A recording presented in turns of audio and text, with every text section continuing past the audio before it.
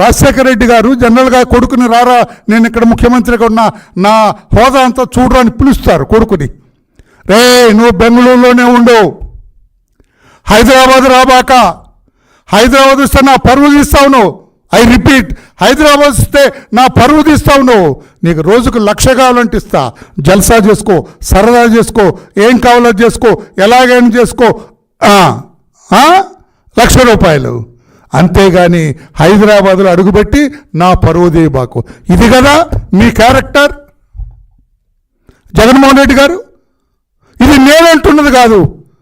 ఒక ఇంటర్వ్యూలో రోషయ్య గారిని ఒక పెద్ద మనిషి, మీ నాన్నగారి దగ్గర ఫినాన్స్ మినిస్టర్గా చేసిన వ్యక్తి ఒక ఇంటర్వ్యూలో చెప్పారు, మీ తల్లిగారు అయిన విజయమ్మ గారు ఆయన 2 చేతులు పట్టుకొని, అయ్యా రోషయ్య గారు మీ మాట కాస్త వింటాడు రాజశేఖర రెడ్డి గారు. తండ్రి కొడుకులకు అసలు పట్టలేదు. నా కొడుకును అసలు బెంగళూరు నుంచి హైదరాబాద్ రానివ్వట్లేదు, వస్తే నా పరువు తీస్తావురా అంటున్నాడు. ఆ తండ్రి కొడుకును కాస్త కలపండయ్యా అని రోషయ్య గారు 2 చేతులు మీ తల్లిగారు పట్టుకున్నారని చెప్పారు. ఆ వీడియో ఇంకా ఉంది, మీరు యూట్యూబ్ కొట్టండి, వీడియో ఉంది. This is our character. Me character ఇది. తండ్రికి కొడుకున్న సంబంధం ఇది, అభిప్రాయాలు ఇది. మీ మీద మీ తండ్రి గారి అభిప్రాయం ఇది.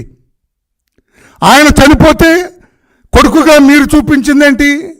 ఆయన శవం గురించి వెంపర్లాడకుండా, ఆయన శవం గురించి ఆరాటపడకుండా, ఆ శవం ఎప్పుడు వస్తుందా అని చెప్పి ఆక్రోషించకుండా, మీ ముఖ్యమంత్రి పదవి మీకు కావాలని సంతకాలు సేకరించడం, that showed your character, that shows your character.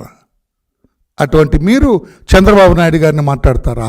అసలు బాంధవ్యాలు, బంధుత్వం అనేది నువ్వు కాదు, మీ చెల్లిని అడుగుతా. అన్న అక్క ఏంటక్క మీ జగన్మోహన్ రెడ్డి గారి బాంధవ్యం, బంధుత్వం, కుటుంబ వ్యవస్థ ఏమంటారు చూద్దామా, అడుగుదామా, మన ఇద్దరం వెళ్ళి అడుగుదామా? ఏమంటారు మీ తల్లి గారు? ఎవరైతే మీ గురించి రోషయ్య గారికి చెప్పారో మీ తల్లి గారిని కలుద్దామా? Will both go and meet her. ఏమ్మా మీ అబ్బాయి గురించి ఏంటమ్మా అంటే ఏం చెబుతారు? మీ కుటుంబ వ్యవస్థ గురించి, మీరు కుటుంబం పట్ల మీరు చూపిస్తున్న ప్రేమ గురించి ఏమైంది అడుగుదామా? ధైర్యం ఉందా సార్?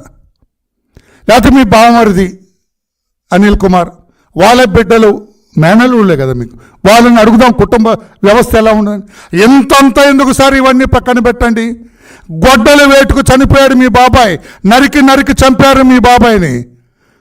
మీరు ముఖ్యమంత్రిగా ఉండి ఎవరు చంపారా మా బాబాయ్ని వెలికి తీయండి అని ఏనాడైనా ఒక ప్రెస్ మీట్ పెట్టి పోలీసులను కానీ సిబిఐని కానీ ఎప్పుడైనా అడిగారా? మీరు చెప్పండి సార్, మీరు పాత్రికేయులు కదా, మీరు అప్పుడప్పుడు కొంచెం ఆయన వైపు మొగ్గుతారు. చెప్పండి ఇప్పుడు మీరు ఎప్పుడైనా అడిగారండి ఆయన? ఎవర్రా మా బాబాయ్ని చంపింది, నేను సీఎంగా ఉన్నా, పట్టండి, తోలు తీయండి, తీసుకురండి, ఉరికంబం ఎక్కించండి అన్నాడండి? నవ్వొద్దు మీరు, చెప్పండి అన్నారా?